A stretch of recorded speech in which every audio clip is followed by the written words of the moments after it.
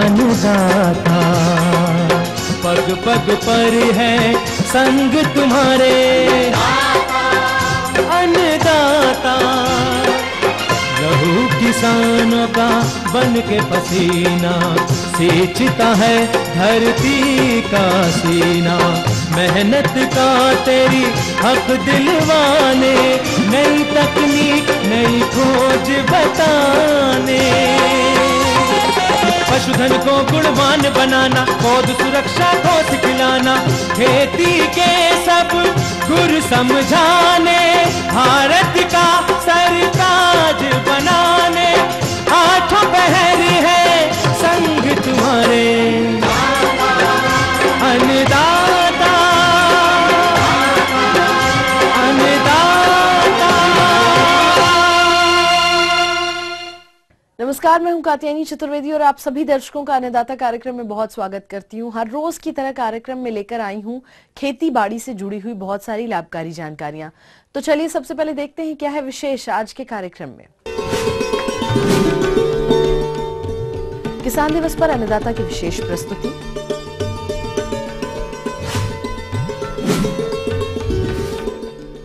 अच्छी पौध पाने के लिए कैसे करें प्याज की नर्सरी तैयार,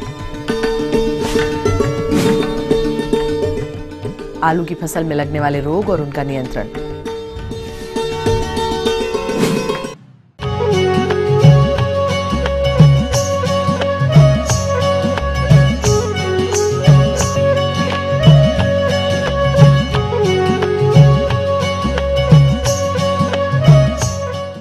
सवेरे से सूर्यास्त तक लगातार परिश्रम, बलिदान, त्याग और सेवा के साथ अन्न उपजाने के लिए तपस्या करने वाला भारतीय किसान, जिसे अन्नदाता कह के पुकारा जाता है। वो तेज धूप हो या कड़ाके की ठंड या फिर मूसलाधार बारिश, फिर भी देश के करोड़ों लोगों का पेट भरने के लिए सदियों से बिना रुके, बिना झुके कृषि कार्य रूपी तपस्या करता आ रहा है। और इनके त्याग और तपस्या के मर्म को अच्छी तरह से समझा जीवन भर किसानों के हितों के लिए लड़ाई लड़ने वाले हमारे देश के पूर्व प्रधानमंत्री स्वर्गीय चौधरी चरण सिंह ने, जिनका आज जन्मदिन है, जिसको अपने देश में हर वर्ष किसान दिवस के रूप में मनाया जाता है।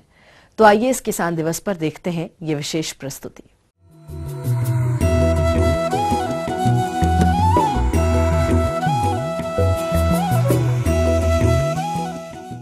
आज किसान दिवस है और इस दिवस पर जरूरी है कि हम और आप अपने देश और प्रदेश के किसानों और किसानों से जुड़ी समस्याओं से अवगत हों। और वहीं दूसरी तरफ केंद्र और राज्य सरकार में कृषि नीति निर्धारण में अहम भूमिका निभाने वाली महत्वपूर्ण हस्तियां, मंत्री, कृषि अधिकारी इन समस्याओं के समाधान के लिए कदम उठाएं, जिससे कि किसानों को आ रही समस्याओं का समाधान मिल सके और जो किसान दिवस मनाने का उद्देश्य है उसको सही दिशा मिल सके। आइए मिलते हैं अपने प्रदेश के कुछ किसानों से और सुनते हैं कि किसान दिवस पर वो क्या कहते हैं। जो मेरी कृषि का कार्य है वो करीबन 10 साल से चल रहा है। फसल जैसे कि मूली है, सारी सब्जियां उगाता हूं और उसके लिए मुझे कुछ सुविधा तो मिल नहीं रही है। मेरे लिए पानी की व्यवस्था नहीं है और नदी समय पे मिल नहीं रही है, लाइट आ नहीं रही है। घर का जो ट्यूबवेल बना के रखा है उसमें भी कुछ नहीं मिल रहा क्योंकि लाइट नहीं मिल रही है हमें समय से।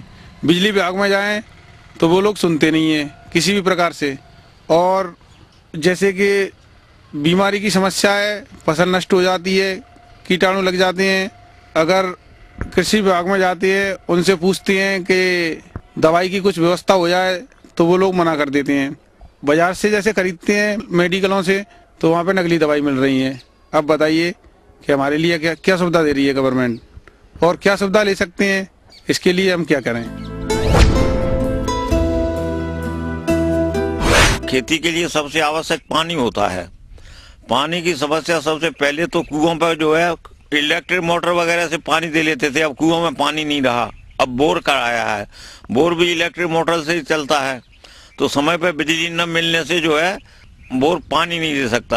अब मैं जिस खेत में खड़ा हुआ हूँ, अभी इस खेत में गेहूँ बोना था, गेहूँ अभी तक नहीं बो पाया, कारण इसकी सिंचाई नहीं हो पाई। इसी प्रकार से जो है समय पर खाद भी जो है किसानों को नहीं मिलता। गुणवत्ता जो है सही है कि गलत है, इसके बारे में कोई निश्चितता नहीं रहती है। ये सभी समस्याएं ऐसी हैं जिनसे आजकल किसान परेशान हैं।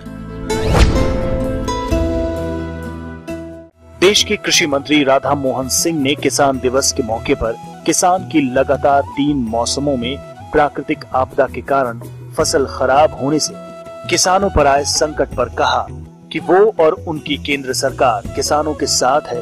उससे निपटने के लिए क्या करना है, उन्होंने इस प्रकार के सुझाव दिए। किसान के लिए संदेश संकट की इस घड़ी में, देखिए पहली बार ऐसा हुआ है कि 3 फसल लगातार प्राकृतिक आपदाओं से प्रभावित हुआ है। तो हम किसान और सरकार और हमारे कृषि वैज्ञानिक सब मिलजुल कर इस आपदा का सामना करें और इस आपदा से होने वाले प्रभाव को हम कर सके, इसके लिए हम सब मिलकर प्रयत्न करें। यही मेरा संदेश। किसान भाइयों, आइए अब जानते हैं कि किसान दिवस पर प्रदेश के कृषि मंत्री का क्या संदेश है। टीवी के द्वारा जो अन्नदाता का विस्तृत कार्यक्रम मध्य प्रदेश और छत्तीसगढ़ में संचालित है, उससे खेती का नवाचार की जानकारी और जो अच्छा जो किसान अपना प्रोडक्शन करते हैं, उत्पादन करते हैं, उसकी जानकारी हमारे कृषकों तक जाती है। और एक तौर से इससे किसान को का ज्ञानवर्धन तो होता ही है, लेकिन एक तौर से प्रशिक्षण भी उनको मिलता है। और मैं समझता हूँ कि कृषि की प्रगति में एक अच्छा सहयोग है। आप लोगों ने प्रदेश के किसानों से उनकी जुड़ी समस्याओं को सुना और समझा, और वहीं दूसरी तरफ कृषि और किसान के लिए नीति निर्धारण में अहम भूमिका निभाने वाली महत्वपूर्ण हस्तियां, मंत्री, कृषि अधिकारी द्वारा दिए गए सुझावों और संदेश पर आपने गौर किया होगा कि कैसे किसान अपनी समस्याओं का समाधान करे। यही किसान दिवस और अन्नदाता कार्यक्रम का उद्देश्य भी है। तो अब आइए जानते हैं किसान दिवस क्यों और किसके लिए, और इसका उद्देश्य क्या।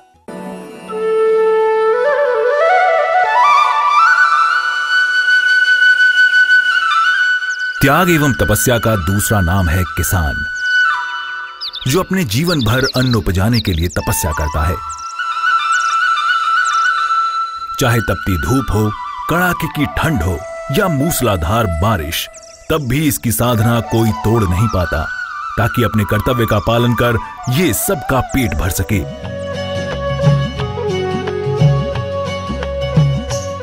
भारतीय किसानों की कृषि ही उसकी शक्ति है तथा वही उसकी भक्ति है। इसलिए ही अपने देशवासियों को भरपूर अन्न, फल, साग सब्जी मिल रहा है। लेकिन बदले में किसान को उनका पारिश्रमिक भी नहीं मिल पा रहा है। प्राचीन काल से लेकर आज तक उनका जीवन अभाव में ही गुजरा है। इस दर्द को समझा हमारे पूर्व प्रधानमंत्री चौधरी चरण सिंह ने, जिनका जन्म आज ही के दिन 23 दिसंबर 1902 में हापुड़ जिले के किसान परिवार में हुआ एवं वो खुद भी किसान थे। आजादी के बाद चौधरी चरण सिंह ने किसानों के हक की लड़ाई लड़ी।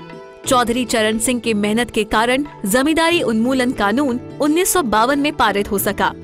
इस विधेयक ने सदियों से खेत में खून बहाने वाले किसानों को जीने का मौका दिया।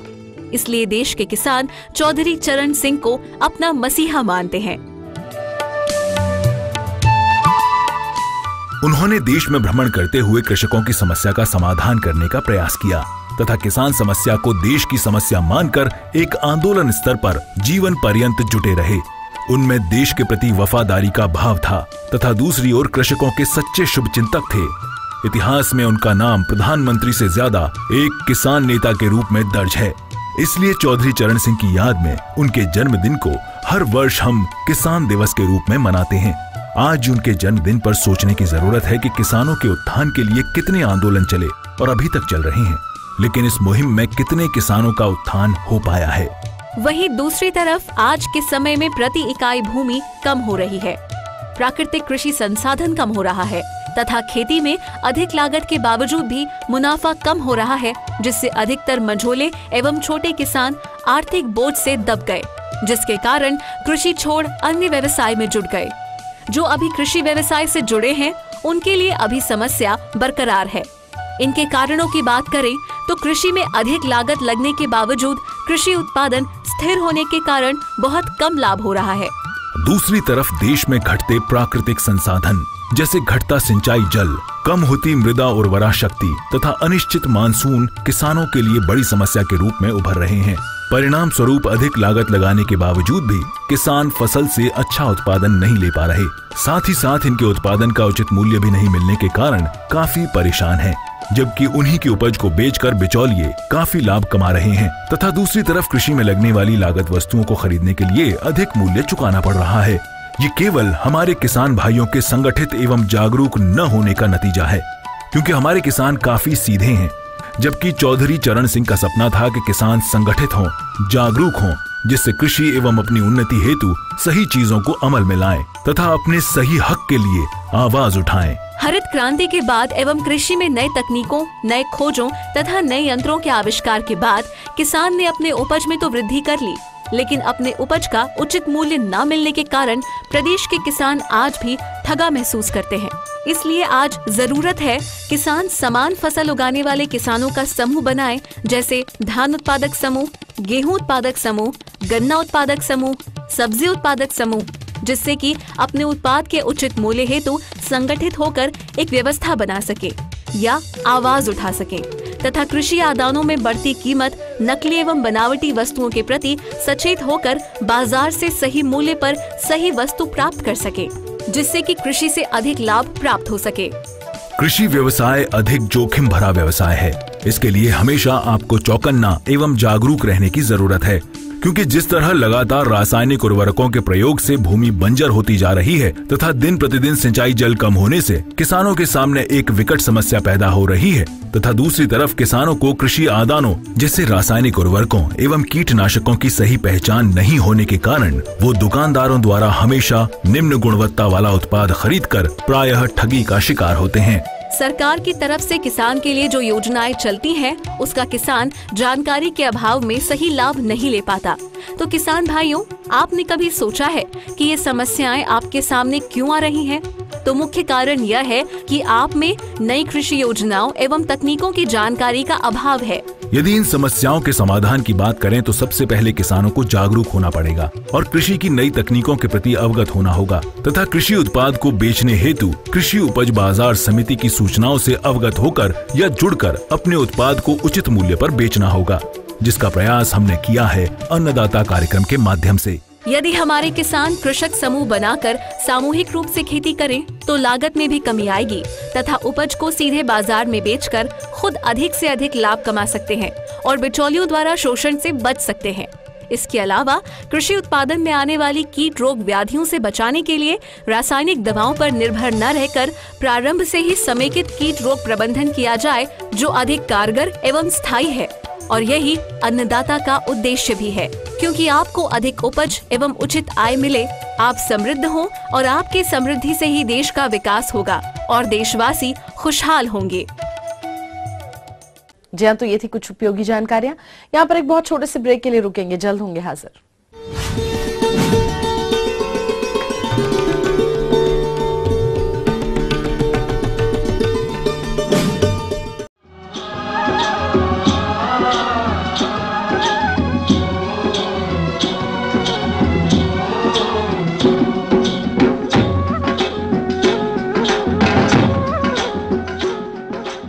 ब्रेक के बाद आपका एक बार फिर से बहुत स्वागत है अन्नदाता कार्यक्रम में। बढ़ते हैं अपनी अगली प्रस्तुति की ओर।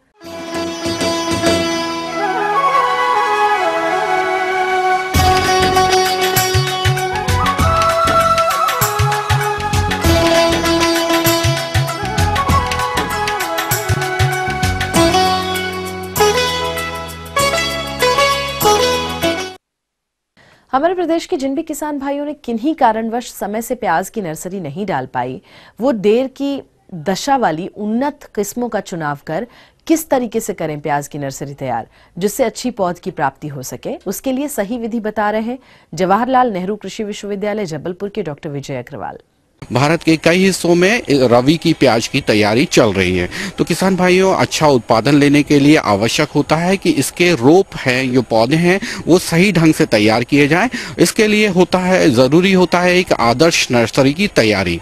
इसके लिए नर्सरी जब आप प्याज के बीज डालने के लिए बनाते हैं तो सबसे पहले आप ध्यान रखें कि ऐसे स्थान का चुनाव करें जहां पानी ना भरता हो, यानी खेत में जो ऊंचाई वाला स्थान है वहां पर आपको ये नर्सरी बनाना है।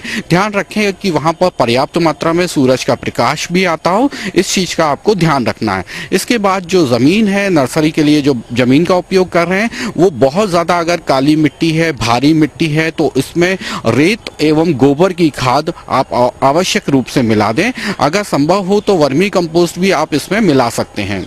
किसान भाइयों, इसके बाद आपको ध्यान रखना है कि जब आप गोबर की खाद एवं रेत को मिला लेते हैं, इसके बाद आपको 1 मीटर चौड़ी और लगभग 3 से लेकर 5 मीटर लंबी और लगभग 15 सेंटीमीटर उठी हुई क्यारियां आपको बनानी है। इस प्रकार से जो उठी हुई क्यारियां बनाएंगे तो इससे जो इसमें हम सिंचाई के लिए पानी फव्वारा विधि से देंगे। अगर पानी की अधिकता हो जाती है या कभी बारिश हो जाती है तो पानी इसके ऊपर, क्यारी के ऊपर रुकेगा नहीं। इस तरह से आपको जितनी आवश्यकता है उतनी क्यारियां आपको बनानी है। इसके बाद आप ध्यान रखें कि जो 2 क्यारियां बनाएंगे उसके बीच में लगभग 1 फीट की जगह हो जो चलने के लिए पर्याप्त हो, निदाई करने के लिए पर्याप्त हो। किसान भाइयों, बीज के बोने से पहले नर्सरी को रोग मुक्त करना बहुत ही आवश्यक है। फार्मेलिन नामक रसायन भी बाजार में उपलब्ध होता है। ये भी नर्सरी को निर्जीवीकृत करने के लिए बहुत ही अच्छा रसायन होता है। इसकी रसायन की 1 लीटर पानी में 10 ml मात्रा मिलाकर आपको नर्सरी पर अच्छे से छिड़क देना है। इसके बाद इसे पॉलीथीन से नर्सरी को आप ढक देते हैं, 2 से 3 दिन तक इसे ढक दें और उसके बाद इसको पॉलीथीन को हटाकर अच्छे से गुड़ाई करके नर्सरी को सही आकार दे दें। फिर इसके बाद आपको बीज की बोनी करनी है। किसान भाइयों, अगर हम बीज की बात करते हैं तो 1 एकड़ में 2 से लेके 3.5-4 किलो तक इसमें बीज लगता है। आप बीज अच्छी किस्म का या तो संकर बीज लें या उन्नत जातियों का बीज लें। बीज लेने के बाद उसे ट्राइकोडर्मा वेडी या फिर आप कार्बनडाजिम से, थायरम से, फफूंदनाशकों के द्वारा इसको बीज को रोग मुक्त बनाने के लिए इसमें आप फफूंदनाशी का प्रयोग कर लें। इसके बाद जो हमने नर्सरी तैयार की है, वहां पर आप बीज को छिटक के ना बोने की जगह आप कतार में, यानी एक कतार जो ज्यादा गहराई पे ना हो, आपके उंगली के 1 पोर बराबर गहरी हो, उसमें आप बीज को लाइन में बो दें और इसके ऊपर गोबर की खाद से इसको ढक दें। और इसके बाद एक कतार से दूसरी कतार के बीच में 2 से 3 इंच की दूरी रखें। अब जब बीज की बुआई हो जाए तो इसके बाद इसमें हल्का सा झारे से पानी देकर इसके ऊपर पुआल से, धान की पुआल या सूखे पत्तों से इसको ढक दें। अभी चूंकि सर्दियों का मौसम आ गया है तो थोड़ा सा इसमें अंकुरण में समय लग सकता है। जैसे ही इसमें अंकुरण निकलने लगे उसके बाद जो आपने पुआल ढकी है उस पुआल को आप निकाल दें। तो इस प्रकार से आप देखेंगे कि आपका जो बीज आपने बोया है, जो नर्सरी तैयार की है, वो आपकी वैज्ञानिक ढंग से जो नर्सरी तैयार हुई उसमें बीज का अंकुरण अच्छा आता है। ज्यादा से ज्यादा प्रतिशत में बीज आपका अंकुरित होगा। किसान भाइयों, जैसे ही नर्सरी में अंकुरण होता है तो 15 से 20 दिन के बाद अगर आपको लगता है कि इसमें जो पौधों की बढ़वार है वो अगर सही नहीं हो रही है तो इसमें घुलनशील उर्वरक जो बाजार में 19-19-19 के नाम से मिलता है, इसका 5 ग्राम मात्रा 1 लीटर पानी में मिलाकर आप 15 से 20 दिन के बाद आप फसल पर छिड़क देते हैं। तो इससे जो पौधों की पोषक तत्वों की मांग होती है वो पूरी हो जाती है। किसान भाइयों, कभी कभी देखा गया है कि जब हमारा नर्सरी में पौधा होता है तो उसमें जो पत्तियां होती हैं उस पर धब्बे बनने लगते हैं, भूरे रंग के धब्बे बनते हैं और पौधा सूखने लगता है। अगर इस प्रकार की समस्या अगर हमारी फसल पे दिखाई दे रही तो इसमें आप कार्बनडाजिम या मेटालेक्सिल नाम के फफूंदनाशक की 2 से 3 ग्राम मात्रा 1 लीटर पानी में मिलाकर आप छिड़क दें। तो इन सब बातों का आप ध्यान रखेंगे तो इससे बीज का अंकुरण अच्छा होगा और पौधे आपको अच्छे तैयार होकर मिलेंगे। आगे और भी कुछ रोचक जानकारियां हैं। यहाँ पर एक बहुत छोटे से ब्रेक के लिए रुकेंगे, जल्द होंगे हाजिर।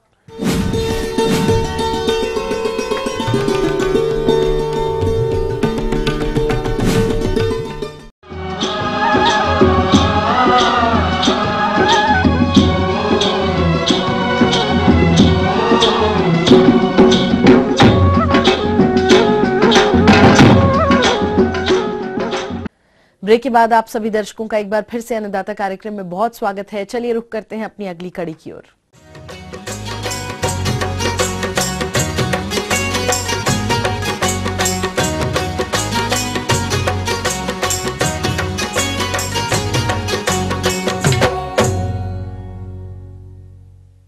हमारे जो भी किसान आलू की खेती कर रहे हैं वो इस फसल से अधिक उपज तभी ले सकते हैं जब वो फसल की बढ़वार को बाधित करने वाले रोगों का नियंत्रण समय रहते कर लें।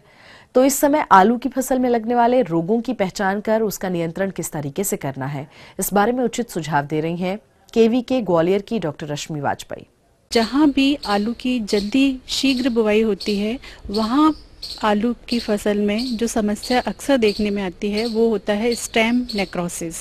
इस बीमारी में जो तना है उसके जो टिश्यू हैं वो क्षय हो जाते हैं, नष्ट हो जाते हैं और उसकी वजह से उस तने वाले हिस्से में कालापन आ जाता है, जैसे हम काली डंडी एक गांव की भाषा में बोला करते हैं।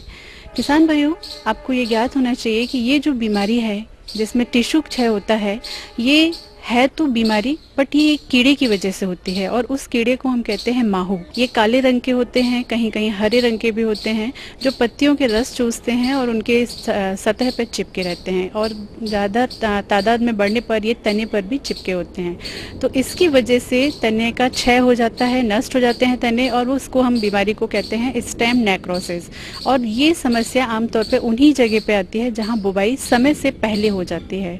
तो किसान भाइयों, यदि ऐसी समस्या हमें दिख रही है, लक्षण दिखाई देने पर ही हम जो है उसका उपचार करेंगे। उपचार करने के लिए यदि शुरुआत ही होती है इस बीमारी की तो सबसे पहले तो उस तरह के जो क्षतिग्रस्त पौधे हैं उन्हें उखाड़ करके हमें जला देना चाहिए, जिससे कि ये बीमारी हमारे अन्य पौधों में, स्वस्थ पौधों में ना फैल सके। इसके बाद जो इसकी एक दवा है उसका नाम है इमिडाक्लोप्रिड। तो ये दवा इस बीमारी के लिए बहुत अच्छी पाई गई है। इसकी जो डोज है वो है आपका 1 टंकी में 5 से 7 ml। तो इस बीमारी को आने पर आप इस दवा का छिड़काव करें। इसके बाद जो किसान भाई हमारे समय पर आलू लगाते हैं तो ऐसे में प्रायः ये देखने को आता है कि यदि समस्या आती है तो एक झुलसा बीमारी की समस्या आती है जो अर्ली ब्लाइट के नाम से जानी जाती है। लगभग 1 महीने का जैसे ही आलू की फसल होती है वैसे ही उनके पत्ते जो हैं वो हल्के से कत्थई कलर के उसमें दाग धब्बे आने लगते हैं। उस बीमारी को हम जो है वो झुलसा बीमारी कहते हैं और अगेती झुलसा बीमारी के नाम से वो जानी जाती है। और ये धब्बे अगर हम ध्यान से देखें तो इसमें गोल गोल छर्रे टाइप के गोल गोल जो है कहना चाहिए कंसेंट्रिक रिंग्स होती हैं इसमें, वो हमें दिखाई देने लगती है। तो जब हमें लक्षण इस तरह के दिखाई देते हैं तब हम ये जान लें कि ये बीमारी हमारी जो है वो अगेती झुलसा रोग है और ये एक फंगस की वजह से होती है। इस फंगस के उपचार के लिए हमें मैंकोजेब या जिसे हम डायथेम M45 कहते हैं उसकी 2 ग्राम मात्रा प्रति लीटर पानी में मिलाएं और उसका घोल बना करके हमें फसल पर छिड़काव करना चाहिए। इसके पश्चात आलू में जो एक और बीमारी आती है वो होती है पिछेती झुलसा रोग। ये जो पिछेती झुलसा बीमारी है ये ऐसे समय पे आती है जब मॉइस्चर बहुत ज़्यादा हो, लगभग 90% से अधिक हमारे वातावरण में नमी हो और तापक्रम कम हो। ऐसे में ये समस्या ज़्यादा देखने को मिली है। ये जो पिछेती बीमारी है, झुलसा बीमारी है, इसमें पत्तियों पर काले काले से धब्बे दिखाई देते हैं और पत्तियां कहीं कहीं मुड़ी हुई या सूखी हुई सी गिरने भी लगती हैं। धीरे धीरे जब ये समस्या बढ़ती है तो वही धब्बे जो है वो थोड़ा सा वाटर सोक्ड टाइप के, गिलगिले टाइप के जो है धब्बे दिखाई देने लगते हैं और ये बीमारी बहुत ही तीव्रता से पूरे फसल पर फैलती जाती है। तो किसान भाइयों, सबसे पहले समस्या को देखें और प्रारंभ में ही यदि इसका निदान हम कर लेते हैं तो हम काफ़ी हद तक इस बीमारी से निपट सकते हैं। इसमें भी जो दवा आपको इस्तेमाल करनी है उस दवा का नाम है डायथेम M45 या जिसे मैंकोजेब कहा जाता है।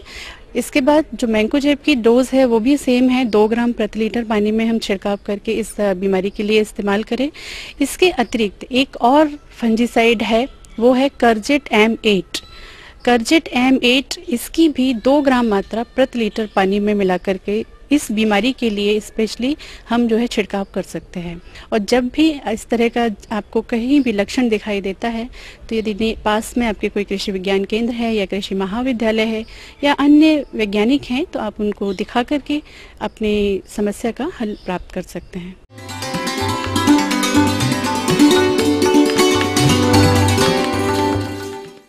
अन्नदाता हेल्पलाइन निःशुल्क फोन संपर्क सेवा के माध्यम से आपके द्वारा पूछी गई समस्याओं में से 1 या 2 महत्वपूर्ण समस्याओं को हम अपने कार्यक्रम में जरूर शामिल करते हैं और इसी के तहत आज की चयनित समस्या और उसका जवाब इस प्रकार है। अन्नदाता निःशुल्क फोन संपर्क सेवा के माध्यम से पूछे गए प्रश्नों में से आज हमने जिस प्रश्न को कार्यक्रम में शामिल किया है उसे पूछा है ग्राम हकीमपुर जिला कटनी के कृषक किशोर माली ने। यह गेंदा की फसल में लगने वाले कीट एवं रोगों के नियंत्रण पर जानकारी चाहते हैं। तो किशोर माली जी, आपकी जानकारी हेतु प्रस्तुत है कार्यक्रम का यह अंश। किसान भाई, ये ऐसा है कि जो कीड़े होते हैं, आप अगर देखेंगे कि अपने गेंदे की फसल में अगर हम कीड़े को नियंत्रित नहीं करते हैं तो इसका प्रभाव सीधा उपज पे पड़ता है और फूल की जो अच्छी क्वालिटी होती है, उच्चतम क्वालिटी की होती है, वो हमको प्राप्त नहीं होती, जिसके कारण आप बाजार में आप जाएंगे तो आप देखेंगे कि उतना हमको उसका रेट नहीं मिल पाता, कीमत नहीं मिल पाती। तो ऐसी स्थिति में किसान भाई हमको ध्यान रखना है कि कीड़े का नियंत्रण करना। तो गेंदे की फसल में आप देखेंगे किसान भाई, इसमें रेड स्पाइडर आता है, कीड़ा आता है जो कि पत्तियों को मतलब बहुत ज्यादा नुकसान करने लगता है। तो ऐसी स्थिति में क्लोरोफाइरिफास 1 ml प्रति लीटर पानी के हिसाब से अगर इसका हम छिड़काव करते हैं तो रेड स्पाइडर को हम कंट्रोल किया जा सकता है। इसके साथ साथ किसान भाई, इसमें कभी कभी देखने को मिलता है कि जब हमारे बड्स आने लगते हैं, फूलों के जब छोटी छोटी कलियां आने लगती है तो उसमें एफिड और थ्रिप्स का भी एक आक्रमण होता है। तो उससे आप देखेंगे कि पत्ती धीरे धीरे सिकुड़ने लग जाती है, मुड़ने लग जाती है और पत्ती हरापन से गायब होने लग जाती है। तो ऐसी स्थिति में किसान भाई, और ये इसका जो फैलाव होता है वो वायरस के कारण होता है। एक कीड़ा स्वस्थ पौधे में जाता है, फिर इस तरह से फैलाव होता है। तो अगर हम इसको नियंत्रित करना चाहते हैं तो किसान भाई, इसके लिए बाजार में निमोनिल की दवा नाम से भी दवा बाजार में उपलब्ध होती है। उसको भी अगर अपन 5 ml प्रति लीटर पानी के हिसाब से अगर इसका स्प्रे करते हैं तो निश्चित ही हमको इसका अच्छा रिजल्ट मिलता है, परिणाम आते हैं और इसको नियंत्रित किया जा सकता है। इसके साथ साथ जो मेटास्टॉक्स 1 ml प्रति लीटर पानी के हिसाब से अगर हम इसका छिड़काव करते हैं तो कम से कम 15 दिन के अंतराल में, तो इसको भी अच्छे से हम नियंत्रित किया जा सकता है। इसके साथ साथ किसान भाई, गेंदे की फसल में आप देखेंगे हेरी कैटरपिलर आता है जो कि पत्तियों को काट के या पूरा तरीके से उसके कारण उत्पादन पे इसका सीधा प्रभाव पड़ता है।